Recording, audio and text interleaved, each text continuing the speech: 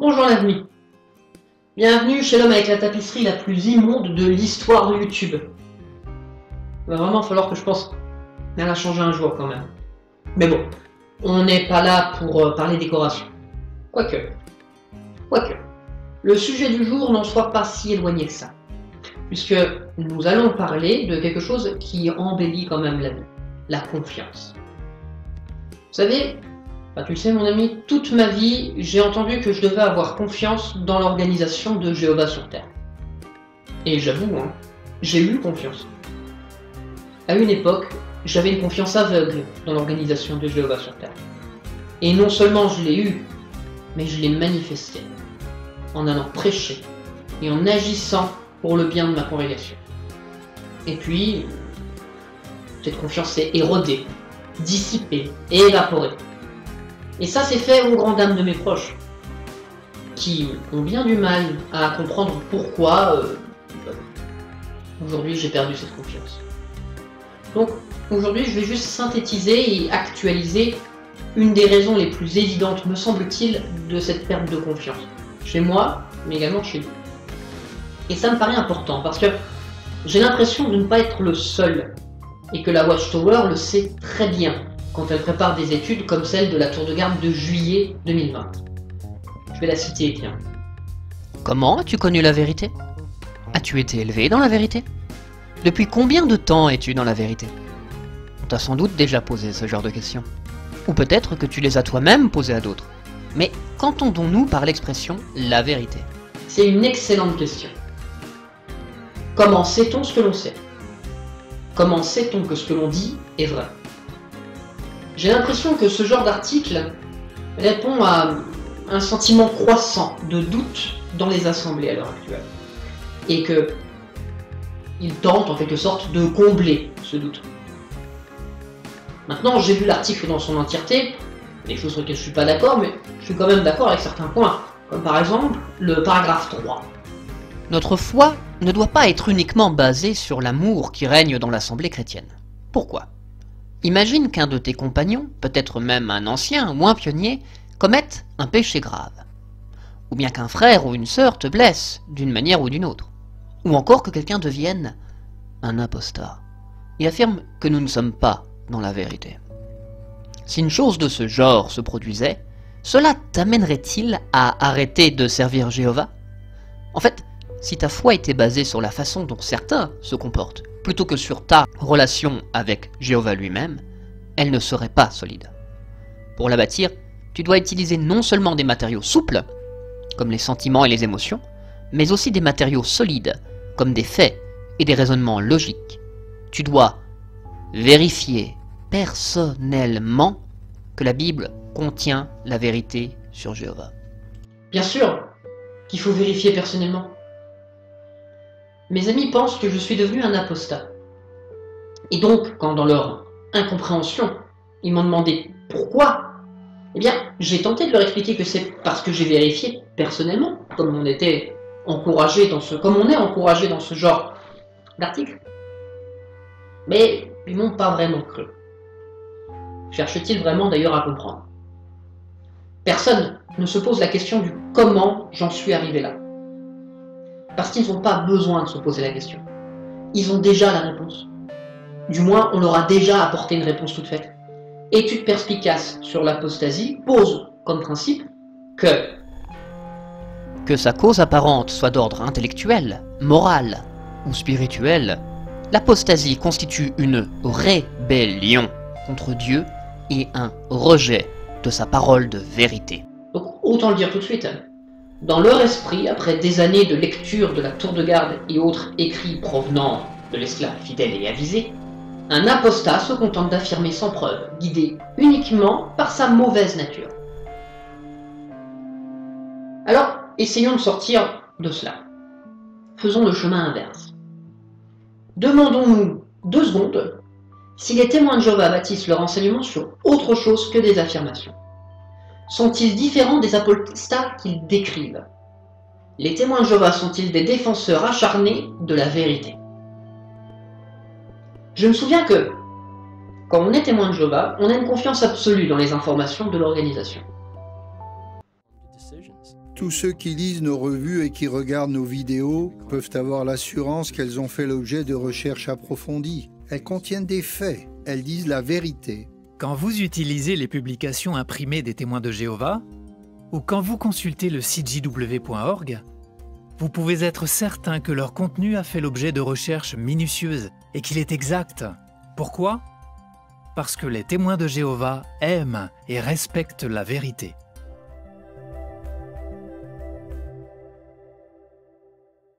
Mes questions.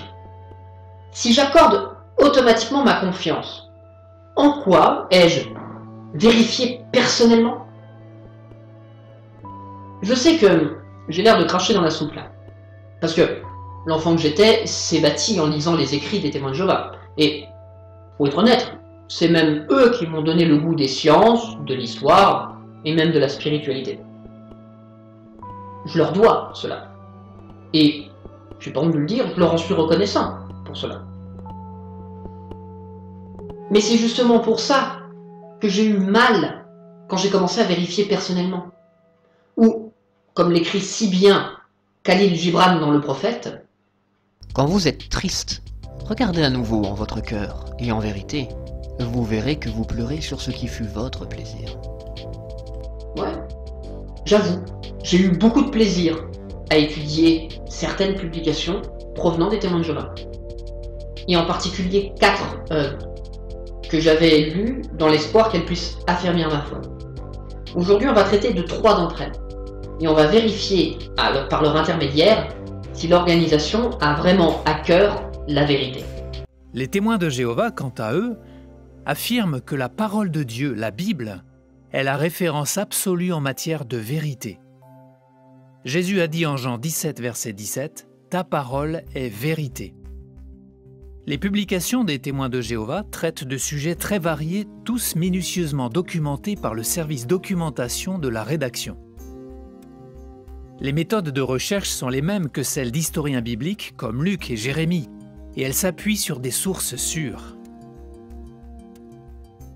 La première d'entre elles, c'est le livre La vie. Comment est-elle apparue? Évolution ou création? Un bouquin que je trouvais extraordinaire quand j'étais plus jeune, et que je ressortais assez souvent pour contrer l'évolution, face à des camarades, ou face à mes propres doutes. Et ça me semblait solide. D'autant que le livre contient quand même 400 références bibliographiques. Ce qui va dans la droite ligne de ce que l'organisation nous montre de son travail documentaire. Nos articles contiennent toutes sortes de sujets sur l'histoire, la science, la géographie, la flore, la faune, l'espace. Avant même la rédaction d'un texte, on constitue un dossier qui rassemble toutes nos recherches et on suit le projet jusqu'au bout pour être sûr que tout ce qui sera dit et présenté est bien documenté et solidement établi sur des faits. Les téléspectateurs ou les lecteurs n'ont pas idée de toutes les recherches effectuées. Donc, le livre paraît solidement fondé sur une intense recherche. Et puis, au hasard de mes lectures, pendant que je flânais dans une bibliothèque, le livre de Darwin sur l'origine des espèces est tombé entre mes mains.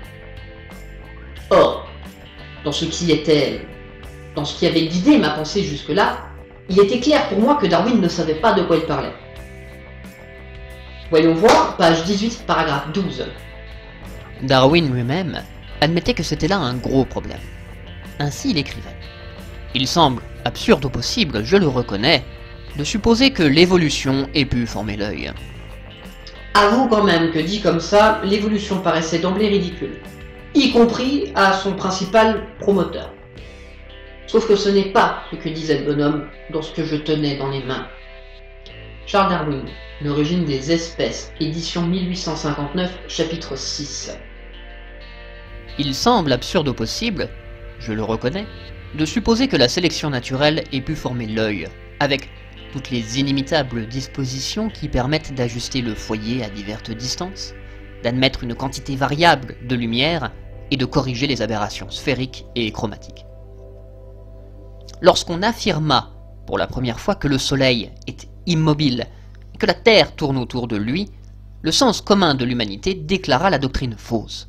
Mais on sait que le vieux dicton « vox populi, vox dei » n'est pas admis en matière de science. La raison nous dit que si, comme cela est certainement le cas, on peut démontrer qu'il existe de nombreuses gradations entre un œil simple et imparfait, et un œil complexe et parfait, chacune de ces gradations étant avantageuse à l'être qui la possède, que si, en outre, l'œil varie quelquefois et que ces variations sont transmissibles par hérédité, ce qui est également le cas, que si, enfin, ces variations sont utiles à un animal dans les conditions changeantes de son existence, la difficulté d'admettre qu'un œil complexe et parfait a pu être produit par la sélection naturelle, bien qu'insurmontable pour notre imagination, n'attaque en rien notre théorie.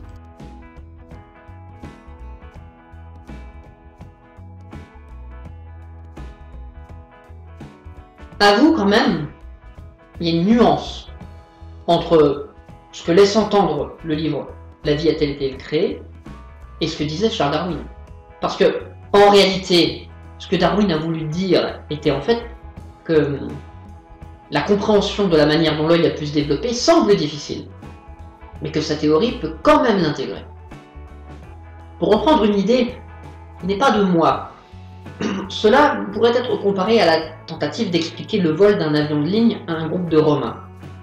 Il est difficile de penser qu'un Boeing 747, pesant quand même plusieurs tonnes, puisse se soulever de la Terre seulement grâce à la force de l'air. Et que cet exploit s'accomplit en aspirant l'air d'un côté pour le rejeter de l'autre. Il est fort probable que si tu essayais d'expliquer ça à une bande de Romains, déjà ils rigoleraient bien, et ensuite ils te maltraiteraient. Ils te jetteraient probablement au lion. On connaît généralement ce type d'argument par le nom de réfutation par manque d'imagination. Et ça change quand même tout, parce que l'argumentation des témoins de Jéhovah ne paraît plus si solide d'un coup. Alors, j'ai commencé à chercher les autres sources de ce livre. Ce que j'y ai fait comme découverte, ça m'a vraiment brisé le cœur. Par exemple, page 39, paragraphe 5. Arrivé à ce point, vous commencerez peut-être à comprendre pourquoi Dawkins écrit ceci dans la préface de son ouvrage. Ce livre a des airs de science-fiction. Alors, même si j'aime bien la science-fiction, je ne bâtis pas ma vie sur ce qui est dit dans les science-fiction, parce que ça ne reste que de la fiction. Or, ce n'est pas ce que dit Richard Dawkins dans son livre « Le gène égoïste ». Voici ce qu'il dit dans son introduction. Ce livre doit être lu presque comme si c'était de la science-fiction. Il est conçu pour faire appel à l'imagination. Mais ce n'est pas de la science-fiction, c'est de la science. Cliché ou pas, plus étrange que la fiction exprime exactement ce que je ressens à propos de cette réalité. Vous avez remarqué que dans la citation faite par les témoins de Jéhovah, il y a une coupure. En coupant la phrase, le rédacteur de La Vie, comment est-elle apparue, a changé le sens de la déclaration afin de la faire correspondre à sa croyance à lui. Ça s'appelle de la manipulation. C'est le détournement d'un fait. Si un apostat faisait cela, il serait traité de menteur. À juste titre d'ailleurs. Mon souci, c'est que le livre est plein de ce genre de modifications. Comme par exemple, page 143, paragraphe 5. Pour Richard Lewontin, un évolutionniste, les organismes semblent avoir été construits avec soin et ingéniosité, si bien que certains savants voient en eux les preuves maîtresses de l'existence d'un créateur suprême. Examinons certaines de ces preuves. Celle-là, je m'en souviens bien, parce que quand j'étais jeune, c'était un de mes arguments favoris, quand je voulais avoir le dernier mot avec mes camarades de classe. Bon, j'étais un peu con à l'époque, parce que la vraie citation, c'est la suivante. L'adaptation manifeste entre les organismes et leur environnement est l'évidence majeure de l'évolution. Cependant, les différentes formes de vie sont plus que simples et diverses. Les organismes s'adaptent remarquablement bien au monde extérieur dans lequel ils vivent. Ils ont des morphologies, physiologies et caractères qui semblent avoir été construits avec soin et ingéniosité, leur permettant de s'approprier le monde autour de leur propre vie. C'était l'adaptation merveilleuse des organismes à leur environnement, plus que leur grande diversité de formes, qui était la preuve maîtresse d'un créateur suprême. Darwin, réalisant que si une théorie naturaliste de l'évolution devait réussir, elle devait expliquer l'apparente perfection des organismes et non pas seulement leurs variations. Franchement, ça sonne pas pareil quand on le lit dans son intégralité. Ce genre de traitement est tellement grave que Richard Dawkins, qui a quand même été cité pour sa soi-disant science-fiction dans Le gène égoïste, s'est senti obligé d'écrire une critique de ce livre des témoins de Jéhovah, critique que je te mettrai en lien. En tout cas, je me souviens de ma déception à chaque fois que je creusais le sujet. Voilà donc ce qu'est la vérité de la Watchtower. Une déformation des faits que je dois parfois accepter sans discussion. Mais à l'époque, j'arrivais quand même à l'accepter. Je me disais juste que le problème ne venait pas d'une mauvaise intention de leur part. Non, je me disais juste que la rédaction du livre avait été confiée à des incompétents. Donc, j'ai créé dans ma petite tête une séparation entre science et publication. Puisque à chaque fois que je creusais le sujet, quand une publication parlait de science, et que je vérifiais donc, eh bien, je me rendais compte qu'elle disait bien souvent n'importe quoi. Mais franchement, faut pas prendre au sérieux les déclarations scientifiques dans les publications. N'empêche, j'étais quand même mal à l'aise de ne pas le faire remarquer au grand jour. J'avais souvent Job chapitre 13 versets 7 à 11 qui tournait dans la tête. Le voici, traduction du Monde Nouveau. Parlerez-vous au nom de Dieu de façon injuste, et parlerez-vous pour lui de façon trompeuse? Prendrez-vous parti pour lui? Essaierez-vous de plaider la cause du vrai Dieu? S'il vous examinait, cela tournerait-il bien pour vous? Le trompez-vous comme on trompe un mortel? Si secrètement vous cherchez à faire du favoritisme, il ne manquera pas de vous réprimander. Sa dignité ne vous terrifiera-t-elle pas, et la terreur qu'il inspire ne vous saisira-t-elle pas? Et puis, bon, comme j'avais créé cette case entre enseignement de la tour de garde, enfin de la Watchtower, et science, j'ai commencé à étudier d'autres brochures sur d'autres sujets, afin d'enterrer tout ça. Dans mes interrogations, je me suis posé une question qui me semblait capitale à l'époque. La question de la Trinité. Comment tant de gens pouvaient-ils donc se tromper à ce point? Ou plutôt, comment pouvaient-ils être trompés à ce point? Et puis, au moins, le sujet était purement biblique, donc dans le domaine de compétence des rédacteurs de nos ouvrages. Il fallait donc que je creuse ça. J'ai donc étudié la brochure Doit-on croire à la Trinité? Un ouvrage aux allures d'une argumentation implacable, combattant avec force le dogme adopté par la plupart des églises chrétiennes. J'ai même du mal encore à en parler, faut le dire. Hein. Et un dogme qui, au fond, si je cite l'enseignement officiel des témoins de Jéhovah, n'est qu'une doctrine dont les sources sont païennes. Et je ne vais pas refaire les 30 pages de la publication, mais on va s'arrêter à la page 7, parce qu'elle est magnifique, la page 7. À cette page, 7 pères anténicéens sont invoqués pour justifier la théologie des témoins de Jéhovah. On reconnaît dans les pères anténicéens des chefs religieux dont l'influence, au cours des premiers siècles qui ont suivi la naissance du Christ, a été considérable. Leur enseignement ne manque donc pas d'intérêt.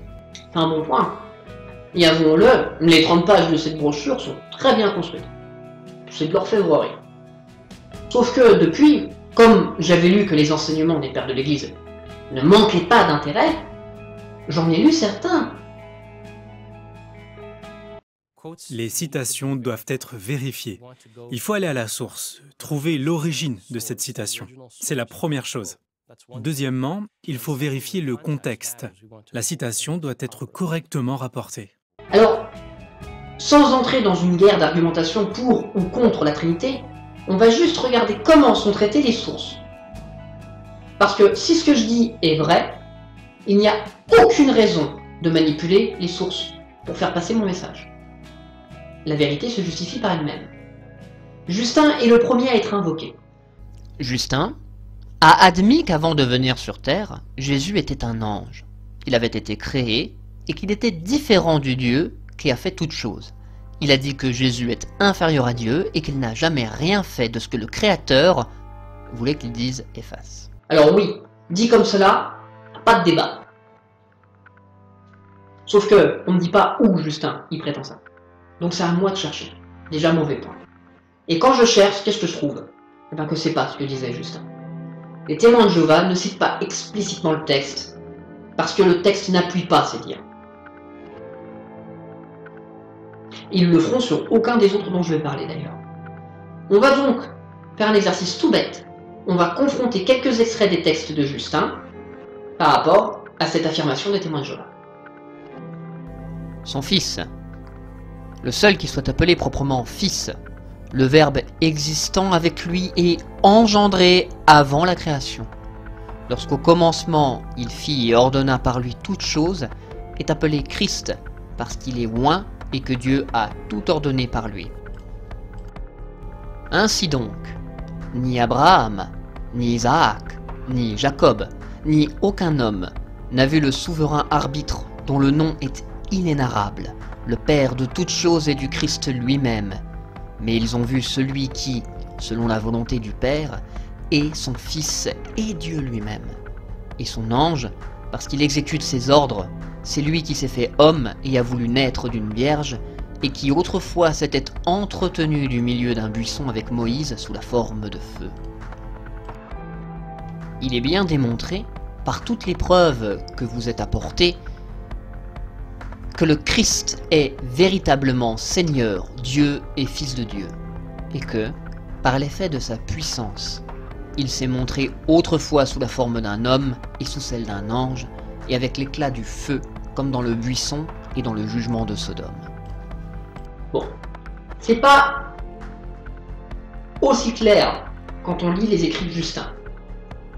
Nous voyons surtout que, sans ambiguïté, que Justin parle du Christ comme ange. Enfin, en tout cas que quand il parle du Christ comme d'un ange, c'est pour l'identifier à celui qui parlait au buisson ardent, c'est-à-dire à Dieu, avec un D majuscule. Les témoins de Jéhovah trompent donc le texte de Justin. Mais bon, peut-être est-ce moi qui interprète mal sur ce coup. Ou alors peut-être est-ce seulement anecdotique. Regardons comment est traité quelqu'un d'autre. Un mec que je trouve d'ailleurs super cool, Irénée de Lyon. Irénée a dit qu'avant d'être un humain, Jésus menait une existence distincte de celle de Dieu et qui lui était inférieure. Il a montré que Jésus n'est pas égal au seul vrai Dieu qui est au-dessus de tous et auprès de qui il n'y a point d'autre. Alors Irénée, je le trouve cool, parce que j'ai apprécié l'intellect que je crois reconnaître en lui en lisant ses écrits. Et plus particulièrement, son livre le plus connu, sont Contre les hérésies. Et donc ce qu'on va faire, c'est que je vais lire un gros passage, parce que ça me paraît important. Enfin, je vais le lire. On va voir. Soit je vais le lire, soit je vais juste l'afficher et tu feras pause. On verra au montage combien de temps ça prend. 3, 2, 1. Donc, ni le Seigneur, ni l'Esprit Saint, ni les apôtres n'ont jamais appelé Dieu, au sens propre du terme, qui que ce fût qui n'eût pas été le vrai Dieu. Jamais non plus ils n'ont appelé Seigneur, de façon absolue, personne d'autre que Dieu le Père, qui domine sur toute chose, et son Fils, qui a reçu de son Père la souveraineté sur toute la création. Comme le dit ce texte de l'Écriture, le Seigneur a dit à mon Seigneur, siège à ma droite, jusqu'à ce que je mette tes ennemis comme escabeaux sous tes pieds. Le Père y est montré parlant au Fils. Il lui donne l'héritage des nations et lui soumet tous ses ennemis. Puisque le Père est vraiment Seigneur, et le Fils vraiment Seigneur, c'est à bon droit que l'Esprit Saint les a désignés par l'appellation de Seigneur. L'Écriture dit de même dans le récit de la destruction de Sodome. Le Seigneur fit pleuvoir sur Sodome et Gomorrhe du feu et du soufre venant du Seigneur du ciel. Cette phrase doit s'entendre en ce sens que le Fils, qui vient de s'entretenir avec Abraham, a reçu du Père le pouvoir de condamner les habitants de Sodome à cause de leur iniquité. Il en va pareillement du texte suivant. Ton trône, ô Dieu, et pour toujours, c'est un sceptre de droiture que le sceptre de ta royauté. Tu as aimé la justice et haï l'iniquité, c'est pourquoi, ô Dieu, ton Dieu t'a consacré par l'onction. L'Esprit les a désignés tous les deux par l'appellation de Dieu, tant celui qui reçoit l'onction, c'est-à-dire le Fils, que celui qui la confère, c'est-à-dire le Père. De même encore, Dieu s'est tenu dans l'assemblée de Dieu, au milieu de celle-ci il juge les dieux. Ce texte parle du Père, du Fils et de ceux qui ont reçu la filiation adoptive. Ces derniers sont l'Église, car elle est l'assemblée de Dieu, que Dieu, c'est-à-dire le Fils, a lui-même et par lui-même réuni. C'est encore de ce même Fils qu'il est dit « Le Dieu des dieux, le Seigneur, a parlé et il a appelé la terre. » Quel est ce Dieu? Celui dont il est dit « Dieu viendra d'une manière manifeste. Oui, notre Dieu viendra, et il ne gardera pas le silence. » Il s'agit du Fils venu vers les hommes dans une manifestation de lui-même. Lui qui dit « Je me suis manifesté à ceux qui ne me cherchaient pas. » Et quels sont ces dieux? Ceux à qui il dit « J'ai dit, vous êtes des dieux, vous êtes tous des fils du Très-Haut. » Il s'agit de ceux qui ont reçu la grâce de la filiation adoptive par laquelle nous crions « Abba, Père ». Ainsi, personne d'autre, comme je viens de le dire, n'est appelé Dieu ou Seigneur, sinon celui qui est Dieu et Seigneur de toutes choses. Lui qui a dit à Moïse « Je suis celui qui suis » et « Tu parleras ainsi aux enfants d'Israël, celui qui est m'a envoyé vers vous. » Et son Fils Jésus-Christ notre Seigneur qui rend fils de Dieu ceux qui croient en son nom. Il en va encore de même lorsque le Fils dit à Moïse « Je suis descendu pour délivrer ce peuple. » C'est bien lui en effet qui est descendu et qui est remonté pour le salut des hommes. Ainsi donc, par le Fils qui est dans le Père et qui a en lui le Père, le Dieu qui est s'est manifesté. Le Père rendant témoignage au Fils, et le Fils annonçant le Père, selon ce que dit aussi Isaïe, « Je suis témoin, dit le Seigneur Dieu, ainsi que l'enfant que j'ai choisi, pour que vous sachiez et que vous croyiez et que vous compreniez que je suis. » Peu importe que l'on soit d'accord avec ce que décrit Irénée ou pas. Il décrit un seul Dieu créateur de toutes choses. Je m'en fous que ces arguments soient justifiés ou pas, ils sont différents de ce qu'on veut me faire croire dans les publications des témoins de Jéhovah. C'est pour ça que je dis qu'il est inutile de faire un commentaire quand on connaît Irénée de Lyon.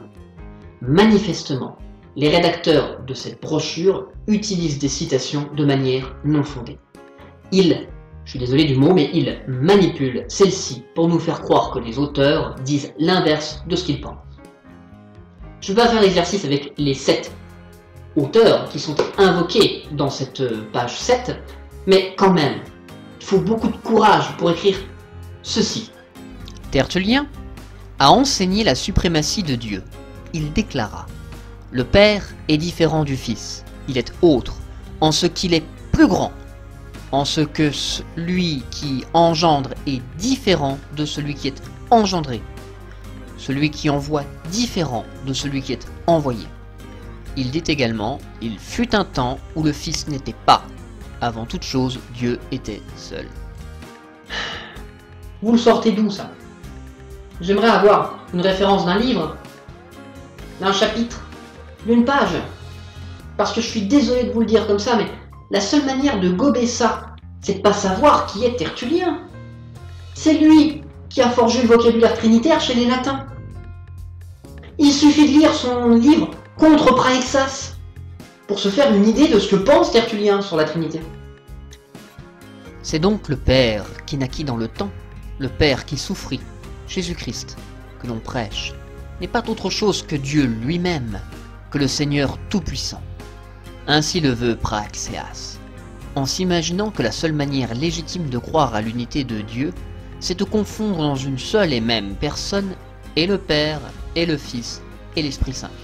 Comme si un seul n'était pas tout, quand tout dérive d'un seul, en gardant néanmoins le sacrement de l'économie qui divise l'unité en Trinité, où nous distinguons 3 personnes, le Père, le Fils et l'Esprit Saint.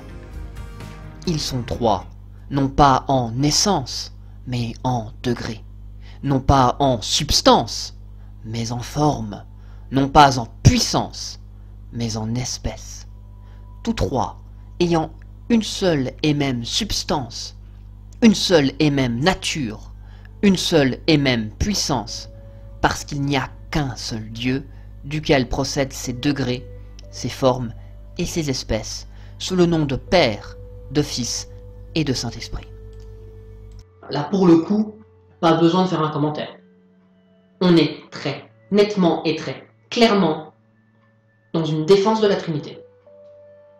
Alors, qu'est-ce qu'on peut constater déjà à ce niveau de la vidéo? Eh bien, que quelles que soient les sources, scientifiques, religieuses, et je ne vais pas le démontrer, mais tu peux t'en douter, même autre type de sources, eh bien, malgré ses prétentions, le comité de rédaction se trompe, et par conséquent nous trompe. Est-il au moins capable de citer correctement ses propres écrits et sa propre histoire? Terminons donc brièvement avec le troisième livre qui a influencé ma décision, le livre Prédicateur. On en reparlera une autre fois plus en détail, mais je pense que tu comprends le principe maintenant de la fausse citation, ou en tout cas de la dissimulation. Page 62. À mesure qu'approchait octobre 1914, certains étudiants de la Bible s'attendaient, puisqu'ils étaient des chrétiens ouins, à recevoir leur récompense céleste à la fin des temps des gentils. Alors ouais, mais comme le démontrent certaines anecdotes de l'encadré de la page 62, Russell lui-même semble avoir été déçu, comme le rapportent également les dernières lignes de la page 62. Nous n'attendions pas ce qu'il fallait en octobre 1914. Ça, c'est honnête. Mais cette déclaration est à mettre en comparaison, si tu veux bien, avec la ligne actuelle des publications de la Watchtower, prétendant que Russell et ses adeptes ont toujours prophétisé avec justesse les événements pour cette année cruciale. Soit le livre Prédicateur te ment, soit c'est les publications actuelles qui disent n'importe quoi. Page 76.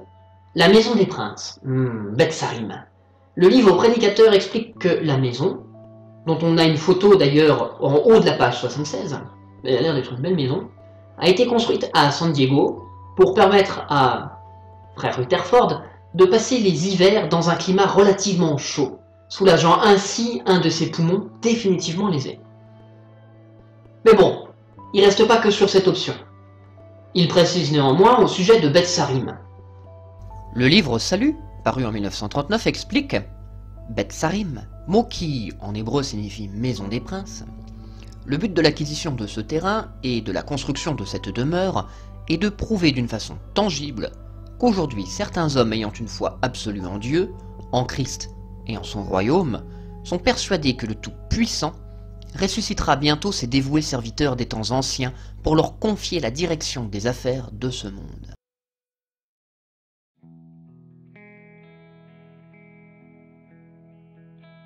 On a donc deux versions. Soit c'était pour le bien-être de frère Rutherford, soit c'était pour accueillir les ressuscités. Une note en bas de page ajoute un petit complément d'information. À l'époque, on croyait que les hommes fidèles du passé, tels qu'Abraham, Joseph et David, seraient ressuscités avant la fin de ce système de choses et seraient des princes sur toute la terre, en accomplissement de Psaume 45, verset 16. Cette explication a été rectifiée en 1905. Bon, ça ne rend pas la situation plus claire. T'as l'impression que ça rend la situation claire, mais on ne t'a rien dit. Parce que, à défaut d'une explication plus approfondie, tu es laissé sur ta faim. Et tu te demandes quelle est la relation entre la maison et les princes. Tu peux trouver cette explication dans le livre édité par la Société en 42, alors il est en anglais, c'est Le Monde Nouveau. Page 104, donc l'édition anglaise, mais dont voici la traduction. Ces hommes fidèles du passé peuvent revenir d'un instant à l'autre. C'est dans cette attente que la maison à San Diego, en Californie, a été construite en 1930 et appelée Beth Sarim, nom signifiant maison des princes. Elle est maintenue à la disposition des princes qui l'occuperont à leur retour. Si tu veux toute l'histoire de Beth Sarim, la vidéo est beaucoup trop courte pour ça, mais en voici un condensée un peu plus honnête. La maison a été achetée dans les années 30, afin de la mettre à la disposition d'hommes tels que le roi David, Gédéon, Barak, Samson, et bien d'autres, pour qu'ils puissent y résider lors de leur résurrection. Je vais te mettre des liens en description là-dessus. Je peux te le dire, sans prendre aucun risque de me tromper, que la prédiction que la société a faite à l'époque, annonçant que ces hommes fidèles du passé allaient ressusciter prochainement pour régner sur Terre, s'est avérée totalement fausse. Le souci, c'est qu'il a fallu qu'elle se justifie de cette erreur, et en particulier de l'achat de cette maison, qui n'a pas profité à ces hommes du passé, mais à Rutherford. En disant que la maison a été construite à l'usage de frère Rutherford, comme c'est dit dans le livre Prédicateur, mais surtout dans l'annuaire 1975 des Témoins de Jéhovah, eh bien l'organisation a déguisé la réalité. Alors oui, le livre Prédicateur fournit un peu plus d'informations, mais il choisit de ne pas tout dire. Pourquoi ? Notre travail de recherche demande parfois beaucoup de temps et beaucoup d'efforts. Il arrive qu'on ne trouve pas ce qu'on pensait trouver. Et on va terminer avec un dernier exemple. Parce que sinon je vais encore passer pour un connard prétentieux. On va terminer avec la page 111. Dans les années précédant 1980, des personnes qui avaient été des témoins de Jéhovah actifs pendant quelque temps, certaines ayant même joué un rôle important dans l'organisation, avaient essayé de diverses façons de provoquer des divisions et de s'opposer à l'œuvre qu'effectuaient les témoins de Jéhovah. Pour donner au peuple de Jéhovah la force de résister à cette influence apostate, dans la tour de garde sont parus des articles comme: Là, on est en train de te parler d'une période vraiment très trouble de l'histoire récente des témoins de Jéhovah. En tout cas, c'est de cette façon que le livre Prédicateur évoque discrètement ce qu'on peut qualifier d'une chasse aux sorcières, survenue au siège mondial à Brooklyn, débouchant notamment sur l'exclusion de Raymond Franz, membre du Collège central, ainsi que d'autres hauts responsables des témoins de Jéhovah. À l'époque, il y avait de vrais débats théologiques de très haut niveau, qui auraient remis en doute de fond en comble tout ce qui avait été établi jusqu'à présent. C'est pour ça qu'il y a eu des exclusions et des retraits massifs. Si vous en voulez en savoir plus, vous pouvez vous référer au livre Crise de conscience, publié par Raymond Franz, dont je vais mettre aussi un lien en description. Alors on a vu qu'il y a beaucoup de demi-vérités. Comment est-ce que je peux avoir confiance en ça? Surtout, est-ce volontaire? Peut-être que j'ai pas la même définition de la vérité que les témoins de Jéhovah. Vérité selon Wikipédia. la vérité, du latin veritas, vérité dérivée de verus, vrai, est la correspondance entre une proposition et la réalité à laquelle cette proposition réfère. Cependant, cette définition correspondantiste de la vérité n'est pas la seule. Il existe de nombreuses définitions du mot et des controverses classiques autour des diverses théories de la vérité. Alors, il est possible que j'ai pas la même définition de la vérité que le témoin de Jéhovah de Bath. Voici ce qu'est la vérité pour la Watchtower. Tour de garde 15 novembre 2004. Un témoin fidèle ne fait pas de faux serments. Son témoignage n'est pas sali par des mensonges. Toutefois, cela ne veut pas dire qu'il est obligé de fournir des renseignements complets à des individus qui voudraient, d'une manière ou d'une autre, nuire au peuple de Jéhovah. Les patriarches Abraham et Isaac ont occulté certains faits à des personnes qui n'adoraient pas Jéhovah. La Bible vous autorise donc à dissimuler des faits pour le compte du peuple de Jéhovah. Franchement.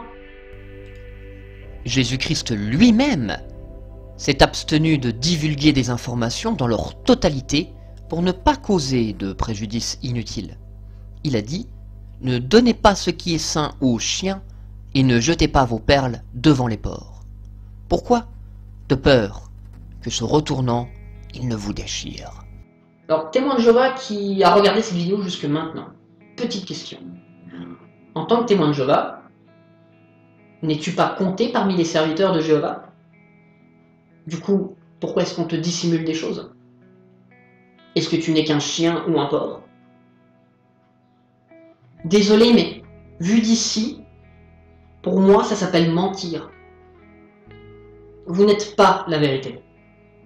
Vous déformez l'histoire en parlant de la création, des croyances des autres, et même du message de la Bible. Vous déformez la science pour prouver vos croyances, et vous déformez les faits quand cela va dans l'intérêt du collège central, sous prétexte que cela va dans l'intérêt du peuple de Dieu. Dieu, je suis désolé de vous le dire, mais il n'a pas besoin de vous pour veiller sur son peuple. Ou alors, il n'est pas Dieu. Que disait déjà la tour de garde que nous avons étudiée? On l'a étudiée quand d'ailleurs celle-là? Je me souviens l'avoir préparée. C'était la tour de garde du 18 août 2018. L'article c'est « As-tu tous les faits ?» Des informations qui contiennent des demi-vérités ou qui sont incomplètes peuvent également amener quelqu'un à tirer de mauvaises conclusions. N'oublie pas, une histoire qui n'est vraie qu'à 10% est trompeuse à 100%. Comment ne pas nous laisser tromper par ce genre d'histoire? Si ce que tu trouves dans les publications n'est vrai qu'à 10%, alors, selon vos propres critères, ils sont trompeurs à 100%. Je sais qu'on m'a accusé, et on m'accusera encore, de manquer de foi. Mais ne serait-ce pas plutôt vous qui manquez de foi au regard de tout ça? Non. Moi, je ne pense pas que mon manque de confiance dans la vérité, avec un grand V comme vous le décrivez, soit un manque de foi. C'est juste que l'organisation des témoins de Jéhovah ne mérite tout simplement pas ma confiance. Non, je ne suis pas condamné par Dieu pour le fait d'avoir connaissance de votre doctrine et de la renier. Parce que votre doctrine est en mensonge de base. Je n'abandonne pas Dieu, mais des hommes menteurs. Je sais que ce que je vais dire va déplaire à beaucoup et qu'elle sera considérée par trop sévère par d'autres. Mais c'est comme ça que je le ressens depuis maintenant plusieurs années. Il n'y a que deux moyens d'être un bon témoin de Jéhovah. Soit être ignorant, soit être hypocrite. En ce qui me concerne, je ne pouvais plus lire la Bible sans me sentir hypocrite. D'où ma question. Et toi, comment tu te sens quand tu lis des textes comme celui-là?